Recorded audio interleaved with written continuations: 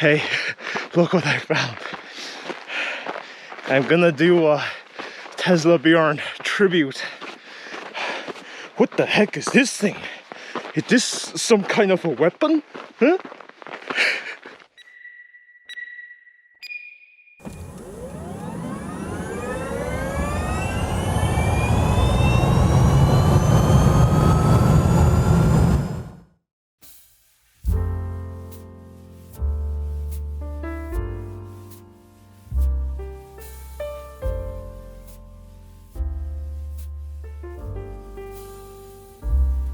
Good morning.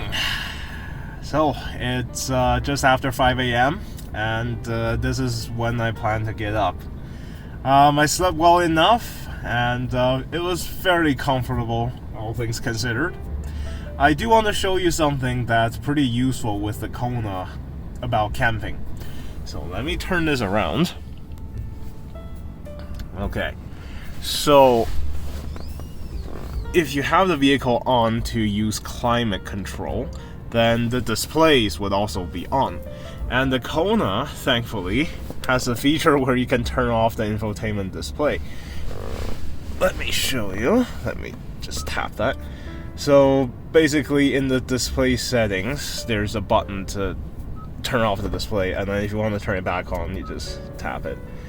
The instrument cluster, of course, there's no way to turn that off, so I just put a jacket over it to prevent the light from shining in my eyes while I'm sleeping. Yeah, so let's turn the car back into driving mode instead of sleeping mode, and let's get going with our day. The Kona has been prepared for travel. The car had been converted back into driving mode. Took a little bit of rearranging, but we got that done. And I'm boiling some more water. So what I'm gonna do is I'll take this with me. We're gonna go to the Lake Louise parking lot. What I find is the parking lot fills up really quickly in the morning. I think by 8 a.m. it's basically completely filled up. So it's right now it's about 10 to 6 a.m. Let's go out to the parking lot and then I'll have breakfast there. Here we are at the Lake Louise upper parking lot. At this time, the lower parking lot is already mostly full, but this upper one is very much empty. So, yeah, 6 a.m., the lower parking lot is already mostly filled. So this particular parking lot in Lake Louise, both the upper and the lower ones are now paid. So, you know, you may have your national park pass, but the parking here is not included in that, so you have to pay extra to park here. All right, so let's get some breakfast going and let's go hiking later.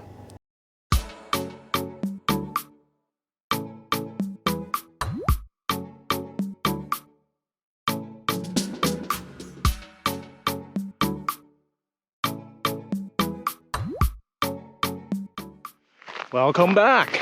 We are now hiking. So, as you can see, the trails are covered in snow. Of course, this time of the year, the snow in the mountains are still there. So I'm gonna aim for a place called Little Beehive. That should be a fairly well-traveled place. And as long as the trail is still okay beyond that, I will maybe go a little further, but let's go for a Little Beehive first.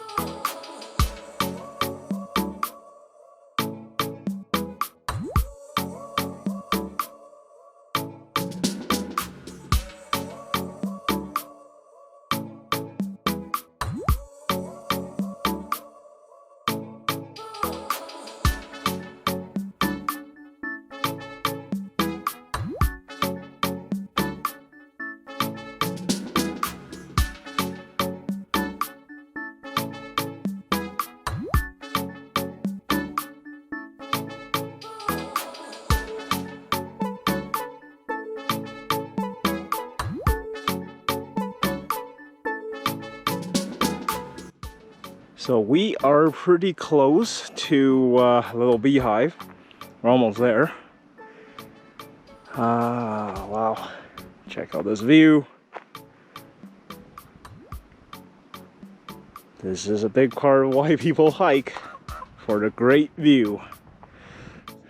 We have arrived at little Beehive. Let's take a big spin around. Yeah, so we're here.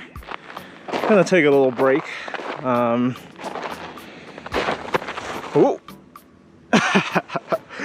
stepped into loose snow.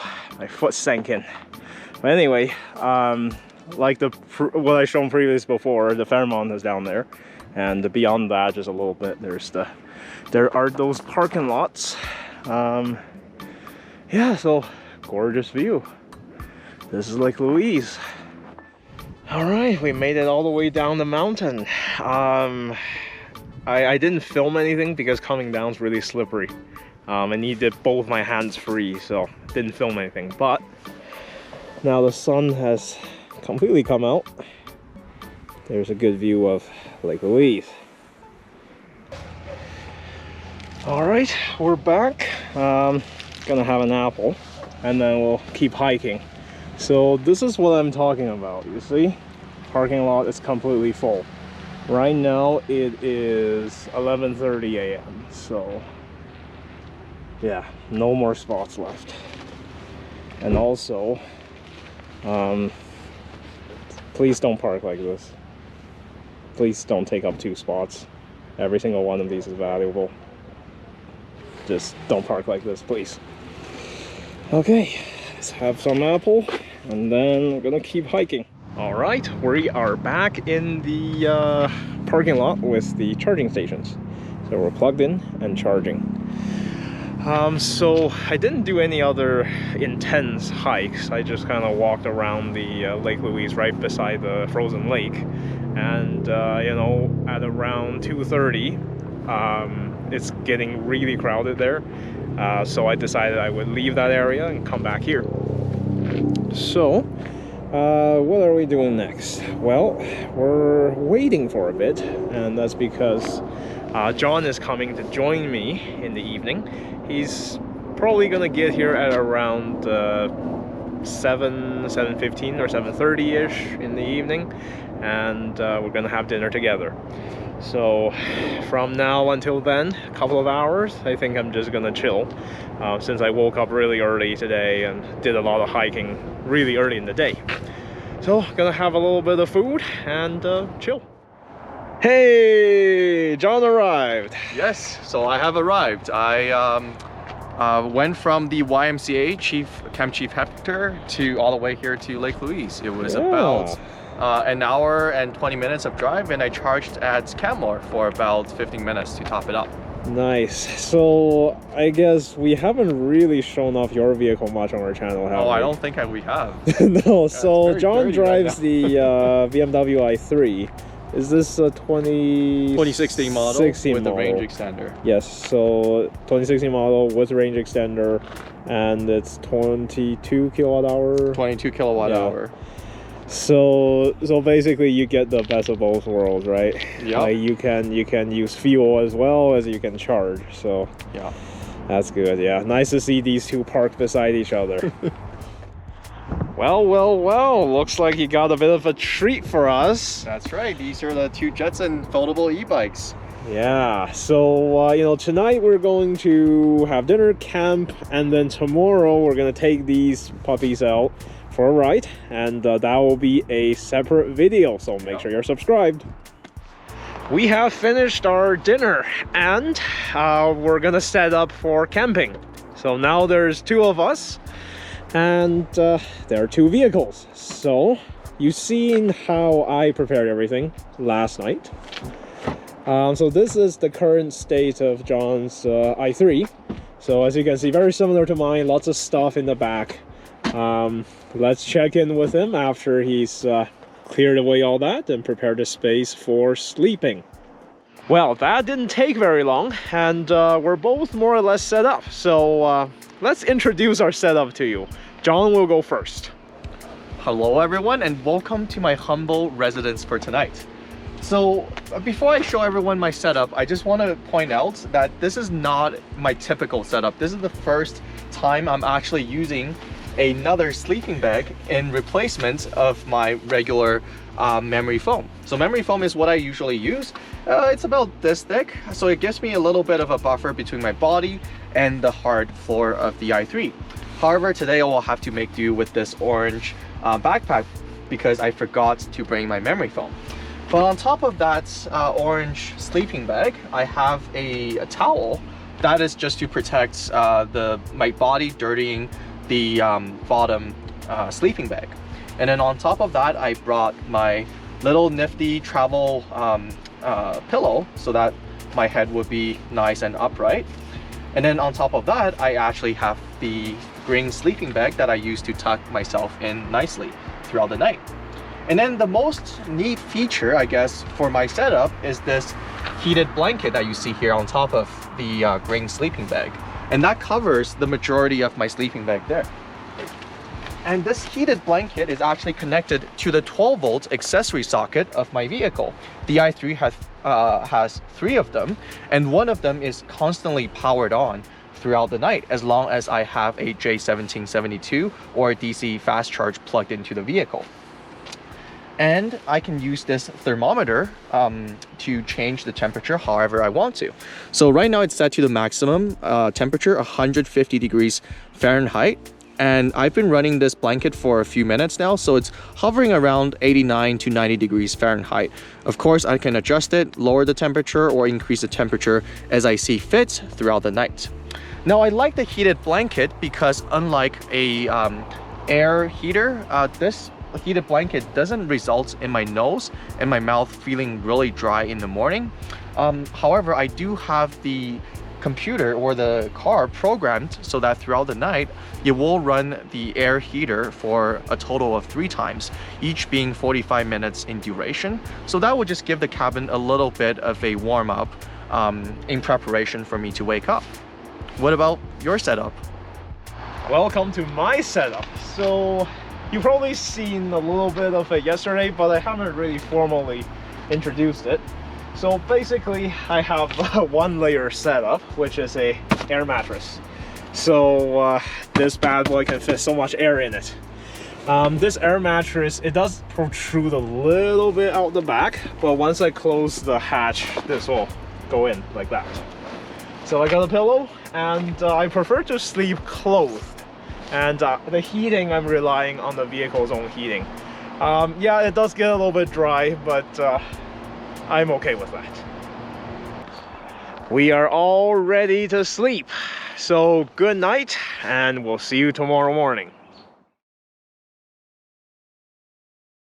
Good morning.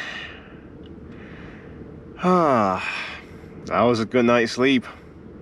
And a longer night's sleep as well. So it's almost 7 a.m. now. And let me give you a little tour of the improved sleeping setup. So last night I did show you how I use some clothing to block off excess light. But check this out. Even more blackout curtains.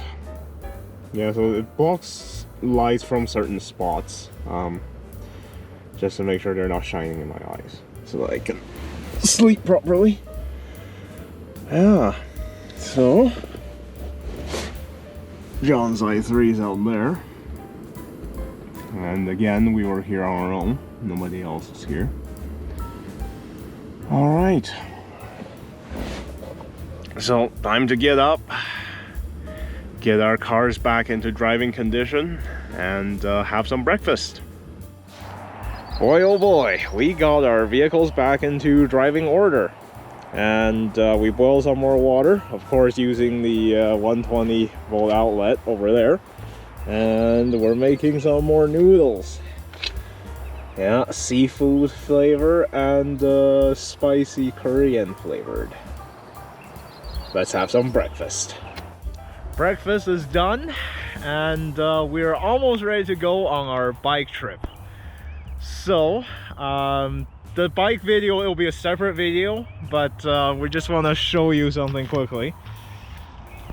You know, this place has 120 volt outlets, which are very useful, and we're charging up the Jetsons with this 120 volt outlet. So bikes are fully charged and we're ready to go.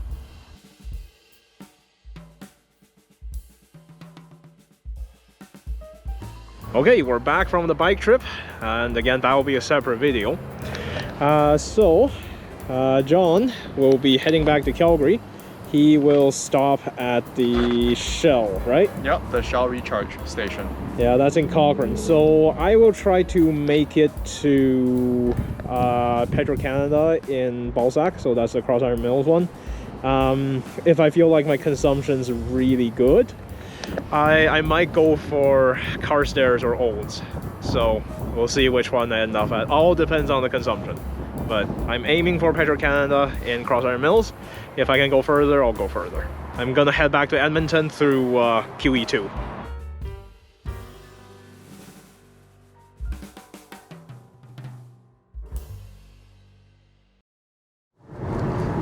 So we are back on the road again. John left a little bit before me, so again he's heading for Calgary. I am gonna go back to Edmonton through bypassing Calgary and then going north on QE2. So that way is actually faster. There are faster chargers along the way. Just makes the return trip a bit shorter. So right now it's about 1:30 p.m. and I have navigated to Olds. Now, why am I going so far out there? Well, a couple of reasons. So one is right now the weather's fairly warm, so consumption should be pretty good. Olds is about 265 kilometers away from Lake Louise, and as long as my consumption is better than 5 kilometers per kilowatt hour or 20 kilowatt hour per 100 kilometers, I should be able to make I should be able to make it there with enough buffer to spare. So that's all well and good. And the other reason why I wanted to drive a bit further before charging is because my battery temperature right now is a little bit low.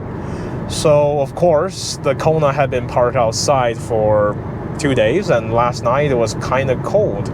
So the battery max and battery min are at about 11 degrees. In order to get the best charging speed, I need the battery to be at 25 degrees. So if I drove only a short distance, it basically will have no chance to warm up to anything close to 25 degrees. The charging station in Olds is a co-op DC fast charger with a maximum charging speed of 70 kilowatts.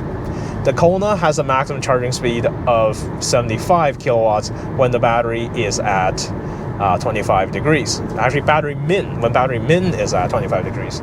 So I would like to drive as far as possible before having to charge to give the battery a chance to warm up both passively through the discharge of the battery and through environmental heating, because right now the ambient temperature is 13 degrees, which is higher than that of the battery temperature, which means the environment will actually heat up the battery at the same time as the discharge of the battery. So those are all the reasons why I wanted to charge in Olds instead of somewhere that's a bit closer.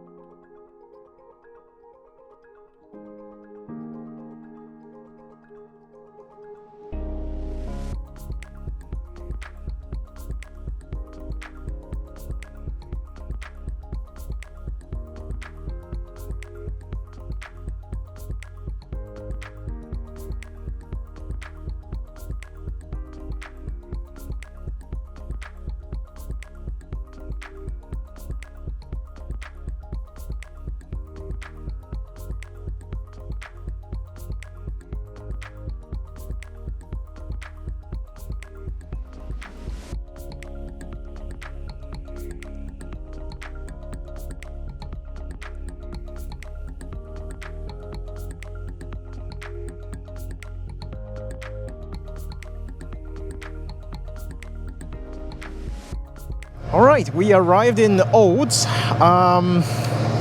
but you may ask, why am I not plugged in? Well, short answer is I don't really need charging right now, fortunately. So these co-op chargers can charge up to 70 kilowatts. Now, because my Kona can take at a maximum 75 kilowatts, this seems to be a very suitable charger for my vehicle. But the problem is, the battery haven't gotten hot enough to really take advantage of the 70 kilowatts just yet. The battery min is only at 19, and I need 25 degrees in order to get 70 something kilowatts. Now the other problem is my state of charge is too high.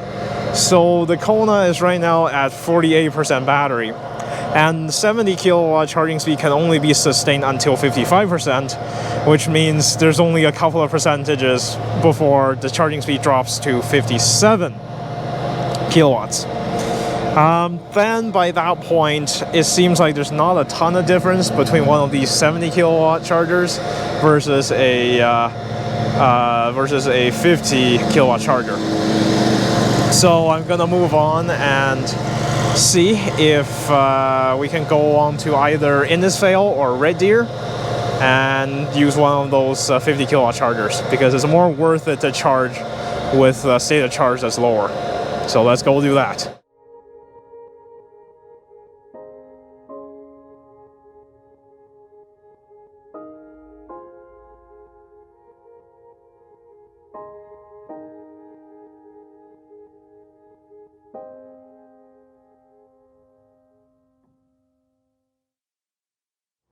All right, I made it to Innisfail. So this is the Ebikes building where we have a 50 kilowatt flow charger.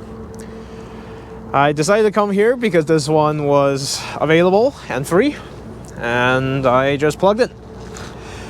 In terms of numbers for this very long leg of the trip, which is almost 300 kilometers, we had a consumption number that is really good. So it's 7.7 kilometers per kilowatt hour, which is equivalent to 13 kilowatt hours per 100 kilometers. This is really good consumption, and the reason is because the road from Lake Louise to Calgary, it's basically one big downhill. And it makes sense because Lake Louise is in the mountains and Calgary is not quite in the mountains. So going from Lake Louise to Calgary is this big downhill, which makes really good consumption and really low energy usage. So other numbers, we came here with 41% battery, and the battery temperature, the battery min is 20 degrees. 20 degrees is not good enough to make use of 70 kilowatt charging, but it's definitely more than good enough to make use of a 50 kilowatt charger just like this. So let's take a look at the charging speed. We are getting 46 kilowatts right now, and that is as high as we can get off of this flow charger at this moment. Let me show you the same thing that's inside the vehicle.